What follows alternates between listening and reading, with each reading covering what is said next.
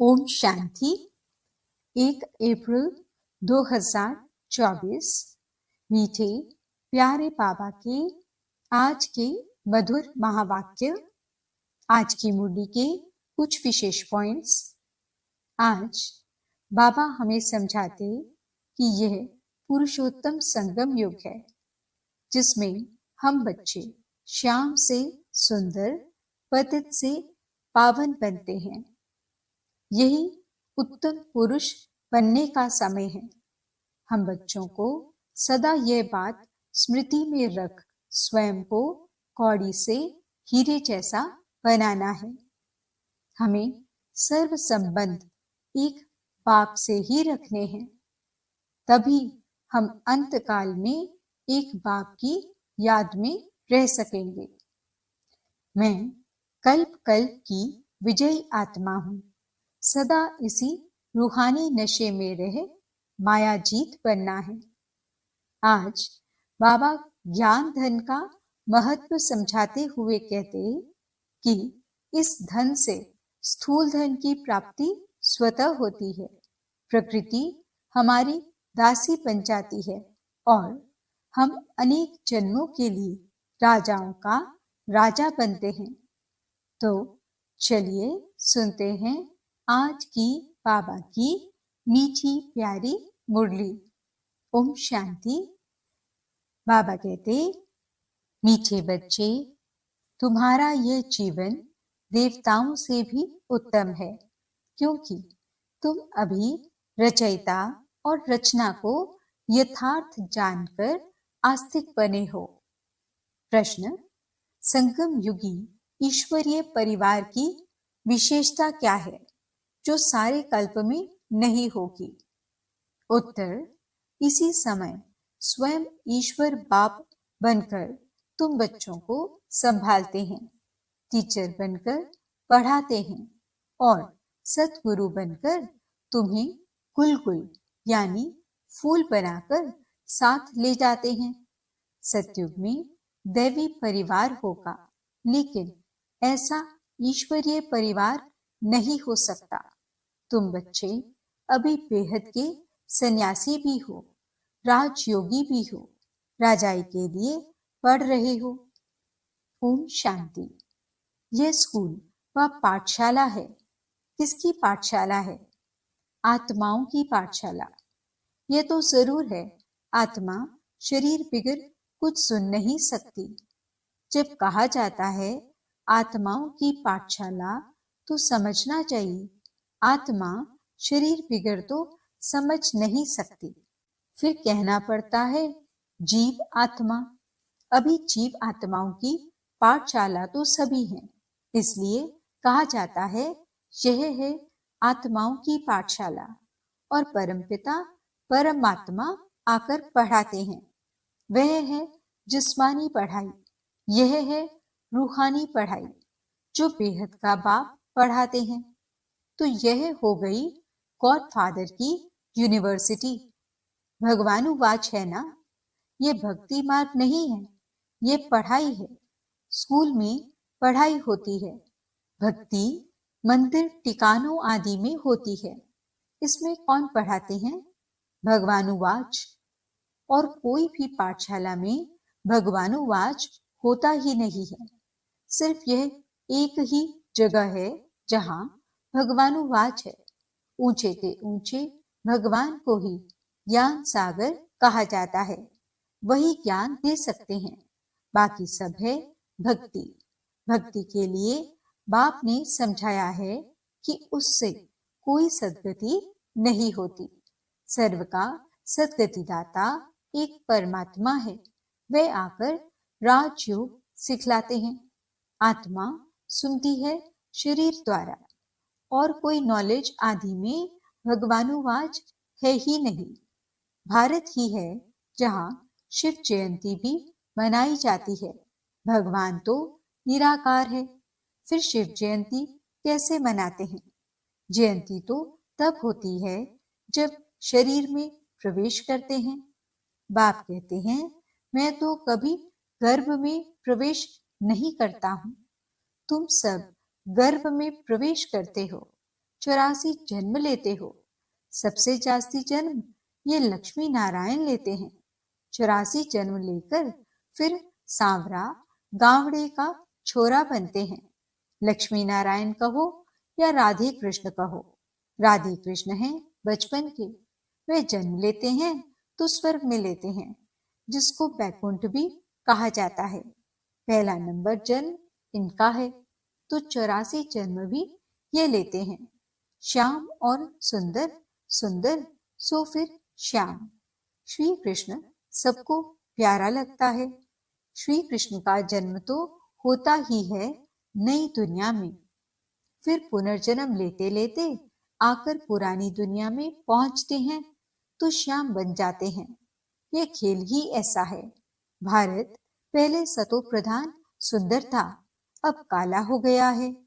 बाप कहते हैं इतनी सब आत्माएं मेरे बच्चे हैं, अभी सब काम चिता पर बैठकर जलकर काले हो गए हैं। मैं आकर सबको वापस ले जाता हूँ। ये सृष्टि का चक्र ही ऐसा है। फूलों का बगीचा व फिर कांटों का जंगल बन जाता है। बाप समझाते हैं तुम बच्चे कितने सुंदर विश्व के मालिक थे, अब फिर बन रहे हो। ये लक्ष्मी नारायण विश्व के मालिक थे। ये 84 जन्म भोग फिर ऐसे बन रहे हैं, अर्थात उन्हों की आत्मा अब बढ़ रही है। तुम जानते हो सतयुग में अपार सुख है, जो कभी बाप को याद करने की दरकार भी नहीं रहती है। गायन है दुख में सिमरन सब करें। किसका सिमरन? बाप का। इतने सबका सिमरन नहीं करना है। भक्ति में कितना सिमरन करते हैं, जानते कुछ भी नहीं। श्री कृष्ण कब आया, वे कौन है, कुछ भी जानते नहीं। श्री कृष्ण और श्री नारायण के भेद को भी नहीं जानते हैं। शिव बाबा है ऊंचते ऊंच, फिर उनके नीचे ब्रह्मा, विष्णु, शंकर, उनको फिर देवता कहा जाता है। लोग तो सभी को भगवान कहते रहते हैं, सर्वव्यापी कह देते हैं। बाप कहते हैं सर्वव्यापी तो माया 5 विकार हैं, जो एक एक के अंदर हैं। सतयुग में कोई विकार होता नहीं। मुक्ति धाम में भी आत्माएं पवित्र रहती हैं, अपवित्रता की कोई बात नहीं। तो यह रचयिता बाप ही आकर अपना परिचय देते हैं, आदि मध्य अंत का राज समझाते हैं, जिससे तुम आस्तिक बनते हो। तुम एक ही बार आस्तिक बनते हो। तुम्हारा यह जीवन देवताओं से भी उत्तम है। गाया भी जाता है मनुष्य जीवन दुर्लभ है, और जब पुरुषोत्तम संगम युग होता है तो हीरे जैसा जीवन बनता है। लक्ष्मी नारायण को हीरे जैसा नहीं कहेंगे। तुम्हारा हीरे जैसा जन्म है। तुम हो ईश्वरीय संतान, यह है देवी संतान। यहाँ तुम कहते हो हम ईश्वरीय संतान हैं। ईश्वर हमारा बाप है, वह हमको पढ़ाते हैं, क्योंकि ज्ञान का सागर है ना। राजयोग सिखलाते हैं। ये ज्ञान एक ही बार पुरुषोत्तम संगम युग पर मिलता है। यह है उत्तम ते उत्तम पुरुष बनने का युग, जिसको दुनिया नहीं जानती। सब कुंभकर्ण की अज्ञान नींद में सोए पड़े हैं। सबका विनाश सामने खड़ा है, इसलिए अब कोई से भी बच्चों को संबंध नहीं रखना है। कहते हैं अंतकाल जो स्त्री सिमरे, अंत समय में शिव बाबा को सिमरेंगे तो नारायण योनि में आएंगे। यह सीढ़ी बहुत अच्छी है। लिखा हुआ है हम सो देवता फिर सो क्षत्रिय आदि। इस समय है रावण राज्य, जबकि अपने आदि सनातन देवी देवता धर्म को भूल और धर्मों में फंस पड़े हैं। ये सारी दुनिया लंका है, बाकी सोने की लंका कोई थी नहीं। बाप कहते हैं तुमने अपने से भी जास्ती मेरी ग्लानि की है। अपने लिए 84 लाख और मुझे कन कन में कह दिया है। ऐसे अपकारी पर मैं उपकार करता हूँ। बाप कहते हैं तुम्हारा दोष नहीं, ये ड्रामा का खेल है। सतयुग आदि से लेकर कलयुग अंत तक ये खेल है जो फिरना ही है। इसको सिवाय बाप के कोई समझा न सके। तुम सब ब्रह्मा कुमार कुमारियां हो। तुम ब्राह्मण हो, ईश्वरीय संतान। तुम ईश्वरीय परिवार में बैठे हो। सतयुग में होगा देवी परिवार। इस ईश्वरीय परिवार में बाप तुमको संभालते भी हैं, पढ़ाते भी हैं, फिर बुलबुल बनाकर साथ भी ले जाएंगे। तुम पढ़ते हो मनुष्य से देवता बनने के लिए। ग्रंथ में भी है मनुष्य से देवता किए। इसलिए परमात्मा को जादूगर कहा जाता है।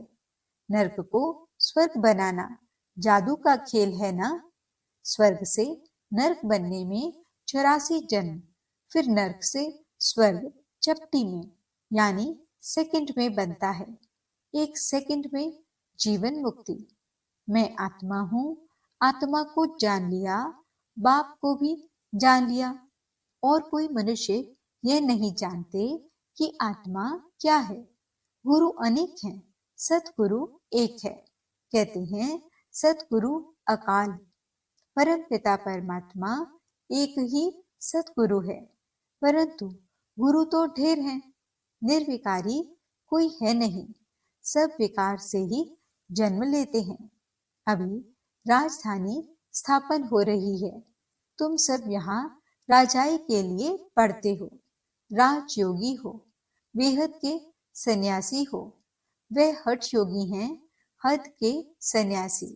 बाप आकर सभी की सदगति कर सुखी बनाते हैं। मुझे ही कहते हैं सतगुरु अकाल मूर्त। वहां हम घड़ी घड़ी शरीर छोड़ते और लेते नहीं। काल नहीं खाता। तुम्हारी भी आत्मा अविनाशी है, परंतु पतित और पावन बनती है, निर्लेप नहीं है। ड्रामा का राज भी बाप ही समझाते हैं। रचयिता ही रचना के आदि मध्य अंत का राज समझाएंगे ना। ज्ञान का सागर वही एक बाप है।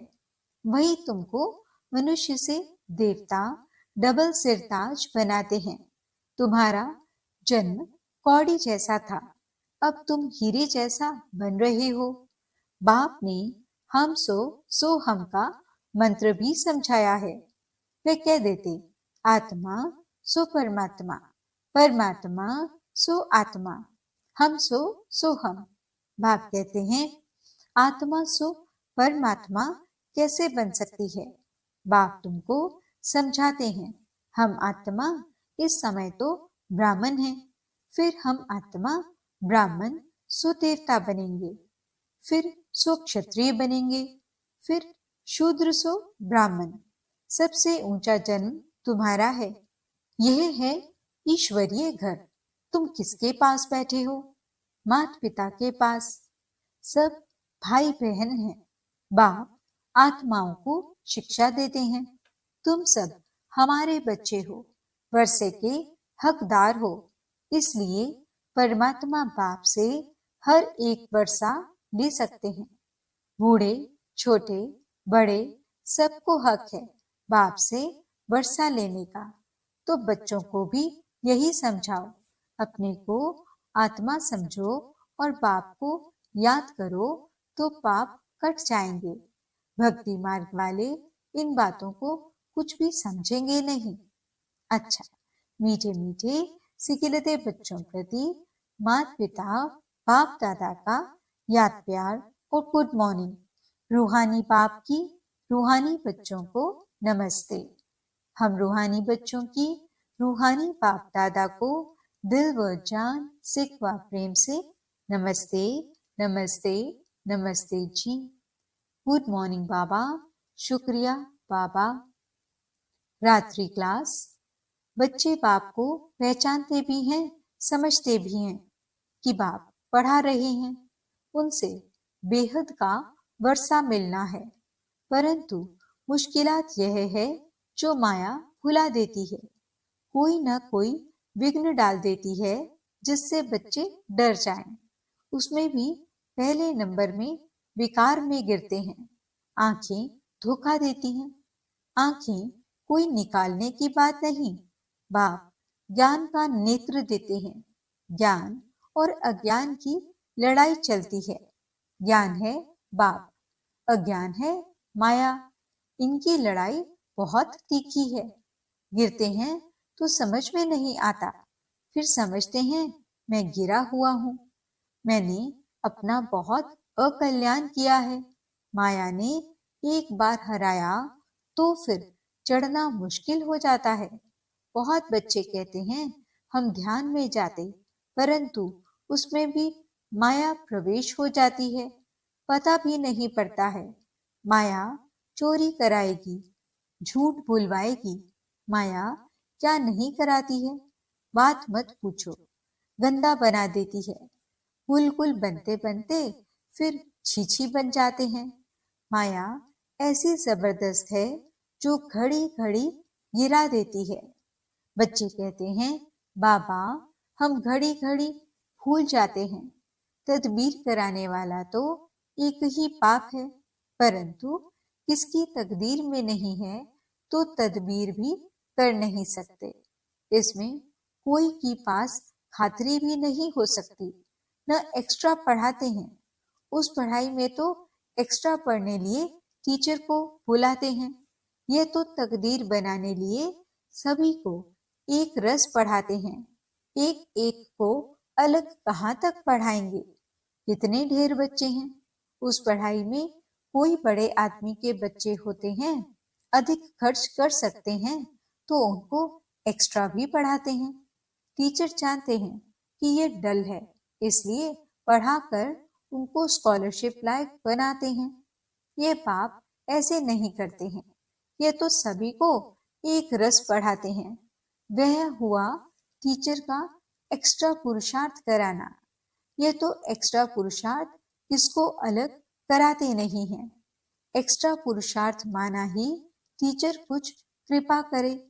भल ऐसे पैसे लेते हैं, खास टाइम दे पढ़ाते हैं, जिससे वे जास्ती पढ़कर होशियार होते हैं। यहाँ तो जास्ती कुछ पढ़ने की बात ही नहीं, इनकी तो बात ही एक है। एक ही महामंत्र देते हैं, मन मना भव का। याद से क्या होता है ये तो तुम बच्चे समझते हो। बाप ही पतित पावन है, जानते हो। उनको याद करने से हम पावन बनेंगे। अच्छा, गुड नाइट। शुक्रिया पापा, शुक्रिया। धारणा के लिए मुख्य सार। पहला पॉइंट, सारी दुनिया अब कब्र दाखिल होनी है। विनाश सामने है, इसलिए कोई से भी संबंध नहीं रखना है। अंतकाल में एक बाप ही याद रहे। दूसरा पॉइंट, श्याम से सुंदर, पतित से पावन बनने का यह पुरुषोत्तम संगम युग है। यही समय है उत्तम पुरुष बनने का। सदा इसी स्मृति में रह स्वयं को कौड़ी से हीरे जैसा बनाना है। वरदान, ज्ञान धन द्वारा प्रकृति के सब साधन प्राप्त करने वाले पद्मा पदम पति भव। ज्ञान धन स्थूल धन की प्राप्ति स्वतः कराता है। जहाँ ज्ञान धन है वहाँ प्रकृति स्वतः दासी बन जाती है। ज्ञान धन से प्रकृति के सब साधन स्वतः प्राप्त हो जाते हैं। इसलिए ज्ञान धन सब धन का राजा है। जहाँ राजा है वहाँ सर्व पदार्थ स्वतः प्राप्त होते हैं। ये ज्ञान धन ही पद्मा पदमपति बनाने वाला है। परमार्थ और व्यवहार को स्वतः सिद्ध करता है। ज्ञान धन में इतनी शक्ति है जो अनेक जन्मों के लिए राजाओं का राजा बना देती है। स्लोगन, कल्प कल्प का विजयी हूं। ये रूहानी नशा इमर्ज हो तो मायाजीत बन जाएंगे। ओम शांति।